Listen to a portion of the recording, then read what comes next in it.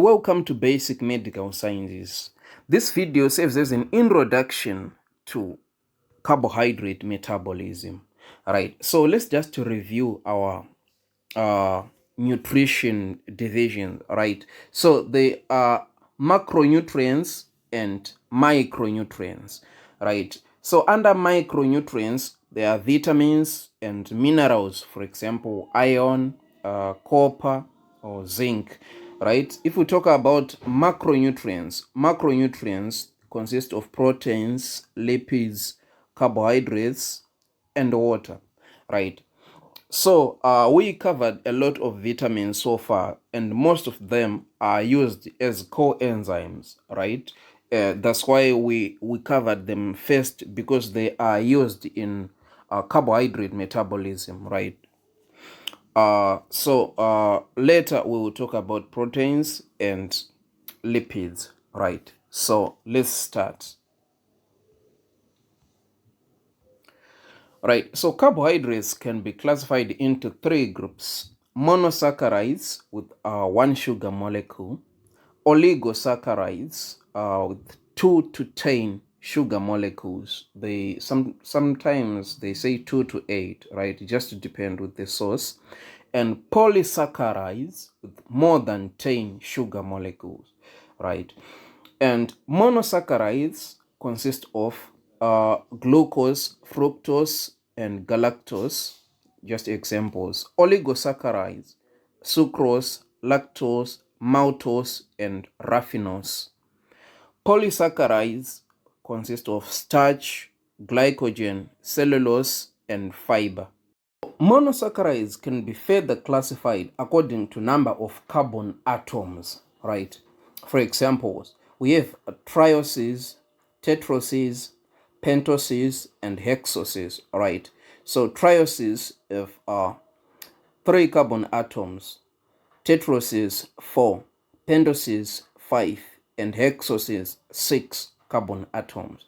Right, so each of these can be further classified, right, according to the functional group, either aldehydes or ketones. Right, so aldehydes are known as aldoses. Right, so if we talk about monosaccharides with 3 carbon atoms, right, we have aldoses. Under aldoses we have glyceraldehydes.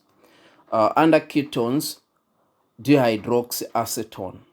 Right, on tetroses there is erythrose and threose under aldoses, and under ketones there is ethrulose.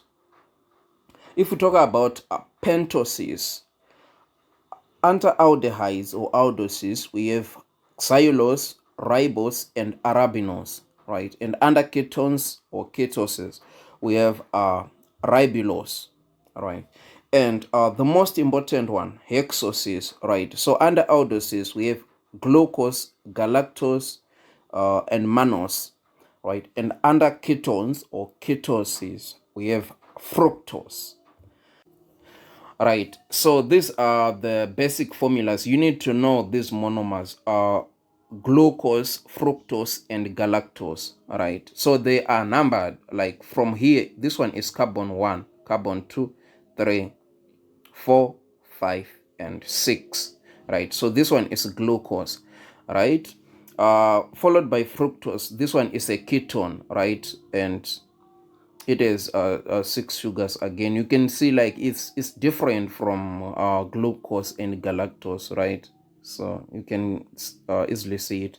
And then galactose. Right, galactose, how do you differentiate it from glucose? It's actually like opposite of alpha glucose. Right, you can see like OH, they are down here, right, on carbon 1 and carbon 4, but here on galactose they are up here. What do I mean by saying alpha glucose? Right, because we have alpha glucose and beta glucose. Right, so alpha, okay, let's do this on carbon number 1. Right, this one is carbon number 1. Right, alpha, we can say alpha up. Alpha up means hydrogen is up, right, on alpha. Right, here you can see alpha up. right? Then if we talk about beta, it's obviously down, right? That's how you differentiate, right? So what did I say? I said galactose is actually the opposite of alpha D glucose as far as carbon 1 and carbon 4 are concerned, right? Now let's talk about like the bonds. You need to know alpha 1,4 glycosidic bond and alpha 1,6 glycosidic bond or linkage, right? So I presented to you like the numbers, right? So this one is these bonds here, these bonds are alpha 1,4 glycosidic bonds, right?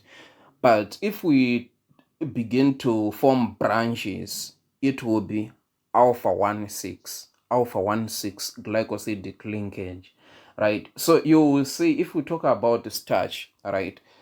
Because starch is amylose and amylopectin. Amylose is just like a single chain with alpha 1,4 glycosidic bonds, right? Like this one, alpha 1,4 glycosidic bonds, right?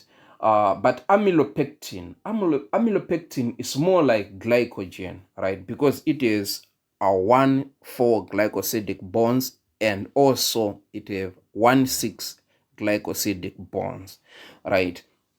So what we are going to do is in the next video we will talk about carbohydrate digestion, right? So we will take a slice of bread, right? A slice of bread containing amylose and amylopectin, and we'll break them down like at molecular level until we reach glucose, right? So stay tuned.